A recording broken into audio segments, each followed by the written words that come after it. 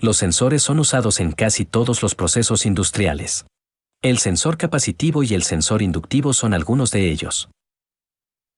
El sensor capacitivo, para este caso, detecta el nivel de llenado del líquido. Mientras que el sensor inductivo detecta si es que los recipientes están tapados. Veamos detalladamente cómo es que funcionan los diferentes tipos de sensores capacitivos e inductivos y algunas de las formas en que estos sensores se utilizan en la automatización. Primeramente, veamos sobre el sensor de proximidad inductivo. Un sensor inductivo es un dispositivo electrónico que puede detectar objetos metálicos ferrosos a una distancia determinada sin contacto físico.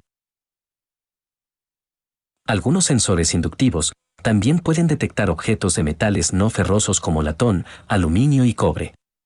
Aunque el rango o distancia de detección de un sensor inductivo en objetos de material no ferroso disminuye. La distancia de detección según el material del objeto se puede encontrar en la hoja de datos del sensor. Aunque, esta distancia no es más de 80 milímetros. Las 4 partes externas principales de un sensor inductivo son la cara del sensor, el cuerpo del sensor, la luz indicadora y los cables conectores.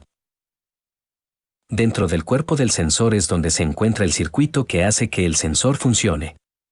En él, encontramos una bobina, un oscilador, el circuito disparador y circuito de salida.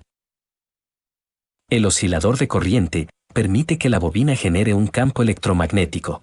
De esta manera, cuando el objeto metálico entra en el campo electromagnético, una corriente de inducción o corriente de Foucault fluye en el objeto metálico debido a la inducción electromagnética.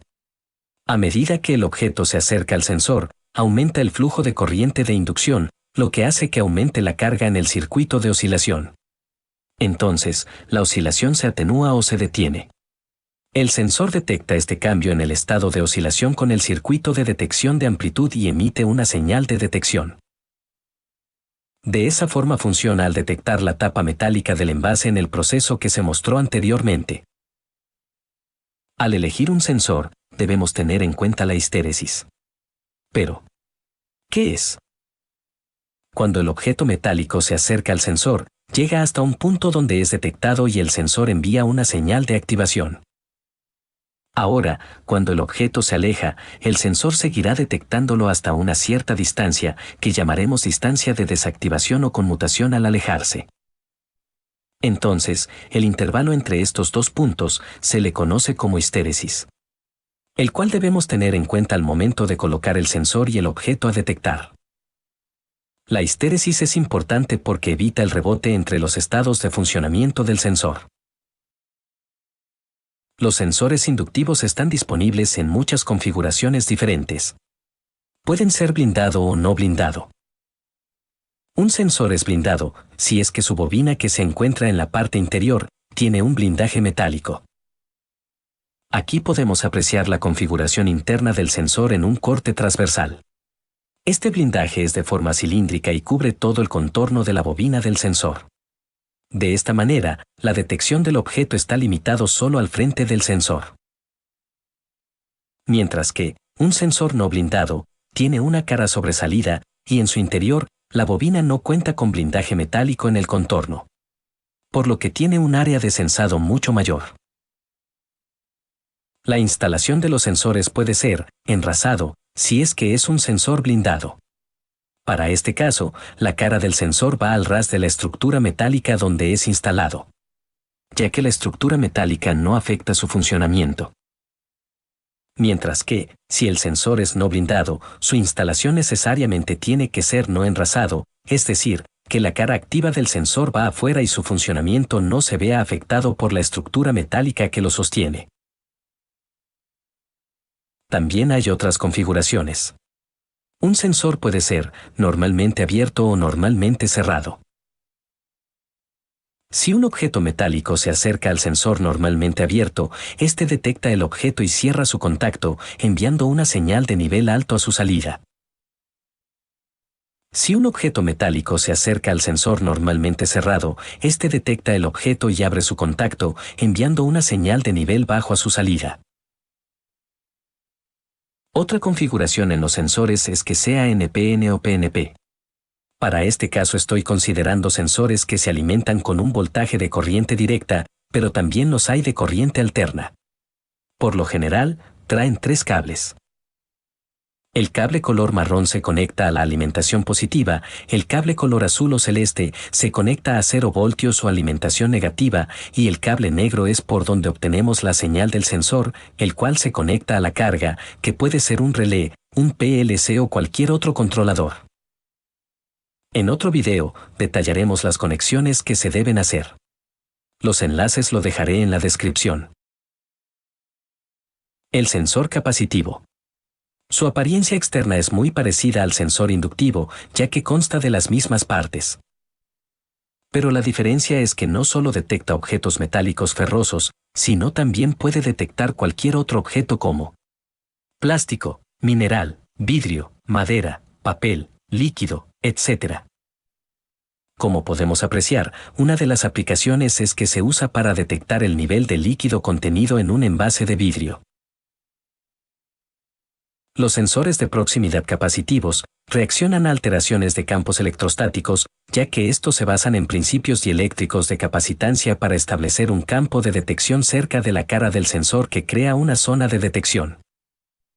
Hay que recordar que los sensores inductivos que se vio anteriormente reaccionan a alteraciones de campos magnéticos. Internamente, el sensor consta de placas dieléctricas con una cierta capacitancia en la cara detectora, el cual se encarga de emitir un campo electrostático. Las otras partes importantes del sensor son el oscilador, que se encarga de generar ondas a una cierta frecuencia. El circuito de disparo, el cual se activa cuando detecta el objeto. Y por último la salida, que es donde se digitaliza la señal. Cuando un objeto se acerca al sensor, estos producen cambios en la capacitancia, el cual altera su campo electrostático del sensor.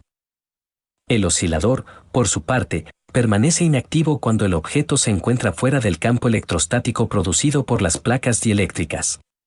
Pero, si un objeto se acerca, entonces el oscilador se mueve a una máxima frecuencia y amplitud. Si el objeto se aleja, el oscilador regresa a su estado por defecto. La distancia de detección depende de varios factores. Estos incluyen el material del objeto que se va a detectar, el entorno de aplicación y la distancia desde la que se va a realizar la detección. Aunque, la mayoría de sensores trae un perno de ajuste. Por ejemplo, si el líquido en el envase no es detectado, entonces se debe girar el perno para ajustar la distancia de detección del material u objeto.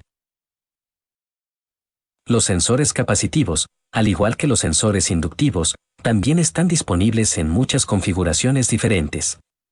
Entre ellas podemos ver que pueden ser normalmente abierto y normalmente cerrado. Además de ser de configuración PNP y configuración NPN. También los hay sensores blindados y no blindados.